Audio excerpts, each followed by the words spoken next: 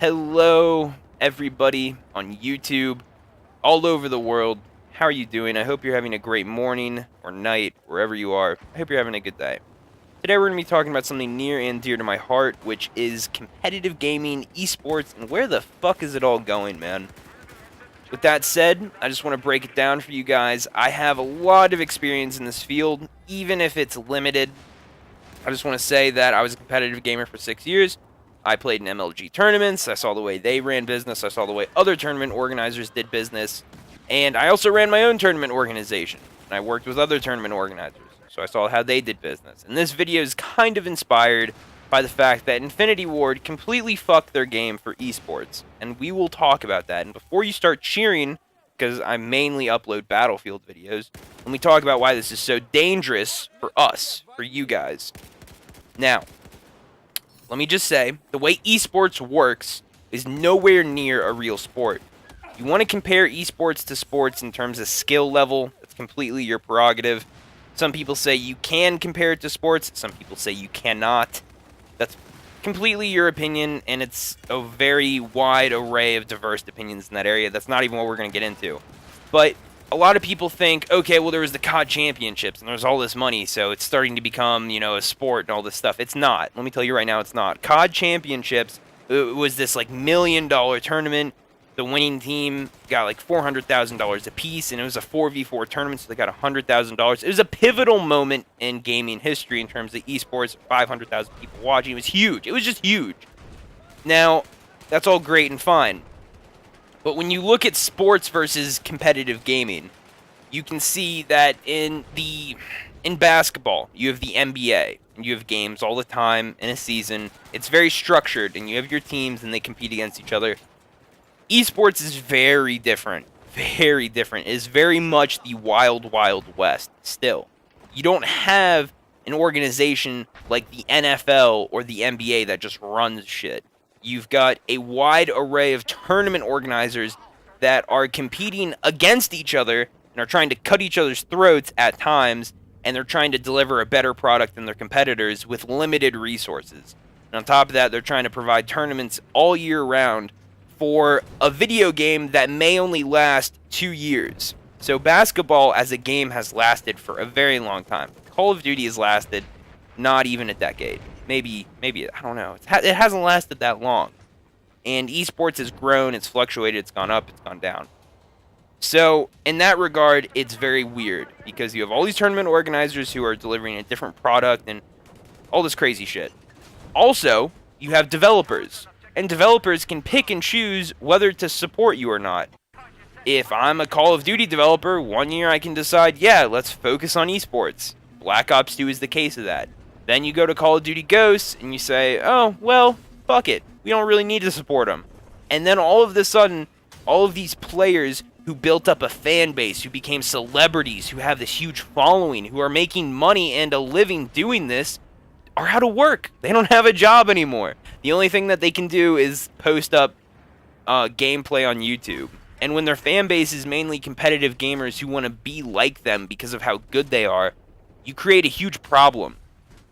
And we're going to get into this. And we're going to talk about why that's super important for Battlefield, and why that's super important for DICE to get their shit together if they want to get into competitive gaming. Okay? So, with that said, you somehow have a decent understanding of the system. You have a large amount of tournament organizers, and then you also have the developers who can fuck a game up too. A lot of moving pieces in this puzzle. Okay? Now, let's look at Call of Duty. Black Ops 2 was a hit competitively. You can say it was bad, you can say it sucked, you can say online it just wasn't a good game. Whatever you want to say, I'm sure your opinion is very well founded, and I'm sure you've done plenty of homework on the subject. That's, you know what, perfect, dandy, awesome. However, Black Ops 2 had a codcaster mode, so you could broadcast games, you could shoutcast with other people, so you could commentate, you could record the gameplay, post it on YouTube, do all sorts of crazy things with it. They had a league play system, which was set up so that the best of the best were, competing against the best, and the worst of the worst were competing against the worst. It created a super competitive environment. You had maps that were structured for 4v4 gameplay, and 4v4 is typically the ideal setup in a tournament type setting, because 5v5 or 6v6 that gets really weird, and that costs a lot of money in terms of monitors. And the reason why is because if you have 2 monitors, right, they can fit 4 people because of split screen. Then you have a 5th guy or a 6th guy, they're going to need another monitor, and that's expensive. So 4v4, perfect setup. It is this well-oiled machine, Black Ops 2. Okay? So they're going through, and they have their year-long lifespan, or year and a half, however long that lasts. And then we get to Call of Duty Ghosts. And Infinity Ward, in their wisdom, decides, hey, you know, yeah, let's kind of fuck with esports a little bit, but let's be super innovative and let's try all this different shit. And, you know, instead of doing 4v4, let's have this like 6v6 league play clan system. And we're not going to include broadcaster mode initially because whatever, I don't know why they're not going to do it. And we're going to make the guns super powerful and we're going to make the maps not catered for esports. Infinity Ward basically fucked their game up. And this is not my opinion. I'm not talking from the way I feel about the game because I'm not a Call of Duty player. I'm basing what I'm saying off of what Nadeshot said, Parasite, all of the big Call of Duty players, Big Timer, Scump, Optic, whoever. I'm basing it off of them and what they're saying about the game right now. Right now, the game does not seem to be set up for esports. The game types are bad. The maps are bad. And there's not enough tools to make the game successful. And on top of that, the guns are way too powerful. So that's a problem. And so all of a sudden, a developer just basically brought down the fucking hammer. They brought down the sledgehammer on this community of people. And that's really, that's just bad. I mean, you essentially put, the job of a lot of gamers in jeopardy. And that's going to piss them off. Now, the other bad thing about this, at least from a developer standpoint, this is just silliness. I don't know why a developer would do this, especially Infinity Ward. You have a person like Nadeshot, right, who has a huge following. This dude has like what, almost 1 million subscribers. If he says something about a game, that carries weight. It is not like a random person on the street saying, "Oh, I don't like Call of Duty." If Nadeshot says he doesn't like Call of Duty, not only do his 800,000 subscribers, or how many ever people watch his video, not only will they reflect on it, they will evaluate it, they will digest that idea, and then they'll say, well, is he right or is he wrong? And I looked at his video. The top-rated comments were saying, oh, yeah, you know what? You're making some pretty valid points. This game is not catered to esports. What the fuck are you doing, Infinity Ward? All of a sudden, you have 400,000 people that are going to see this fucking video, maybe even more. And then Infinity Ward is put in this position where they have a huge amount of people who are incredibly pissed off at them.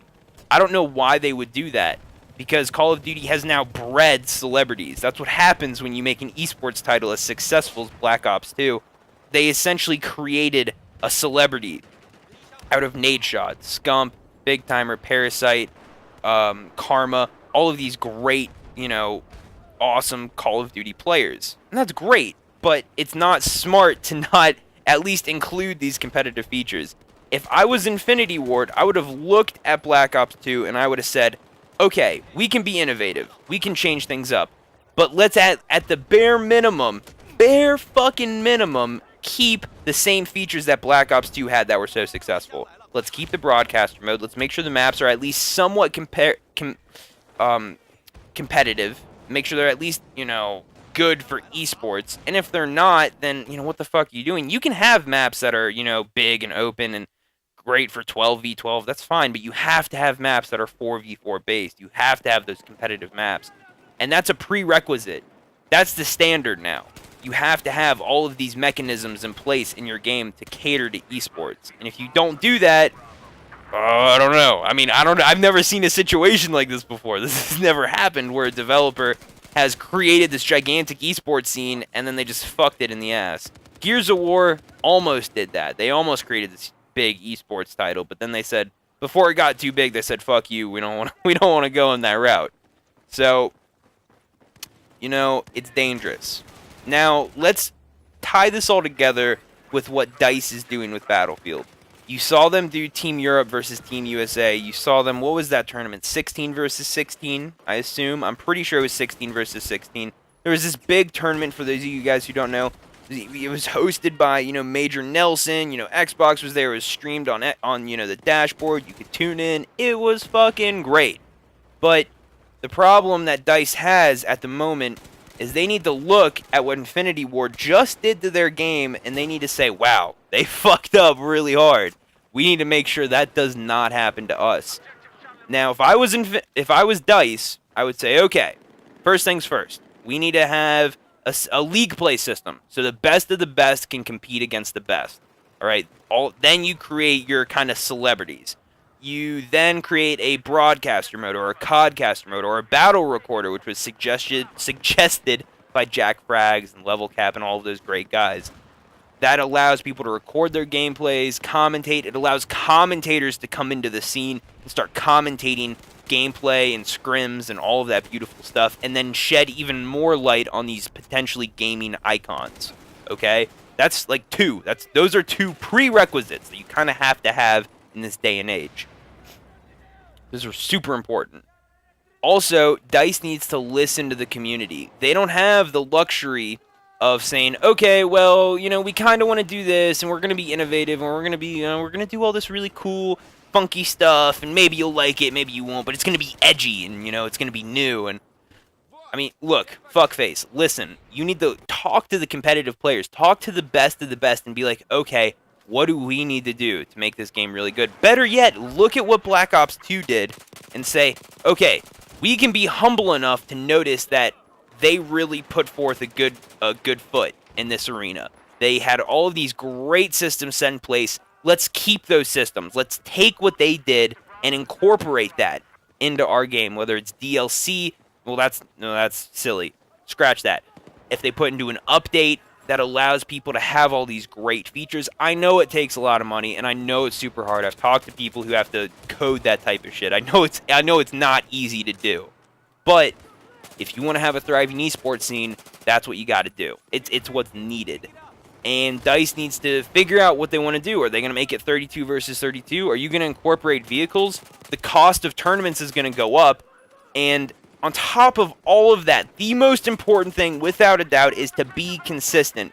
If you're going to have this battle recorder, if you're going to have a league play system, that needs to be Battlefield 4, Battlefield 5, Battlefield 6. That shit better be in the next 4 or 5 games that DICE creates in terms of Battlefield. You should set up your game to have a longevity of 10 years, and you will create a monolithic esports scene that not only business-wise will penetrate the market, you will create gaming gods who will be viral marketers for your game, who will take it to the next level. They will be the nade shots and the scumps and the parasites and the karmas. They will put your game on the map. And you know what? You will have those 12, 11, 10-year-olds who will be like, oh my god, I love him. He's so good. Silly Sniper 127 is the best Battlefield player ever. I love him. He's so fucking good. I just want to be just like him. I'm going to get a haircut just like him. He's so cool. I mean, you've seen Nadeshot's videos. When he goes into games, people just adore him. They adore him. And DICE, if they want to do that, there are some prerequisites that need to be met. I don't care if you're going to be competitive. I don't care if you want to, try and outclass these other businesses. There has to be a set amount of standards and cooperation. This is not my idea. This was that idea of having standards and cooperation was originally proposed by DJ Wheat and Slasher, who were these great StarCraft 2 commentators. And they said, you want to make esports an industry, you can be competitive. Tournament organizers can compete with each other. Developers can try and, compete with each other. But there has to be, at bare minimum, have to be set standards and cooperation. So, you have to have mechanisms in place for years to come. Codcaster is a great example. League play, another great example. Tournament organizers have to, at the bare minimum, have to work together to create a thriving esports scene. So, with that said, that about wraps it up, guys. That is everything that I really have on the topic. If you enjoyed this video, if you have any questions, if you want to talk to me about anything, feel free. I'm always on Twitter. I mean, I've got my phone on me like it's glued to my fucking hand. So I'll talk to you if you want to talk. I also look at the comments, as always, and I will definitely reply to you if you have any questions. If you disagree with me, completely your prerogative. Fuck yeah, disagree with me all fucking day. That's, perfectly fine. But this is just my opinion on the matter. And I think that esports is it's just a wild, wild west, man. And if they're trying to be an industry, then god damn it, yo, developers and tournament organizers, step your shit up. Step it up, man. Work together. Listen to the community. Listen to the people that fucking make your game a success.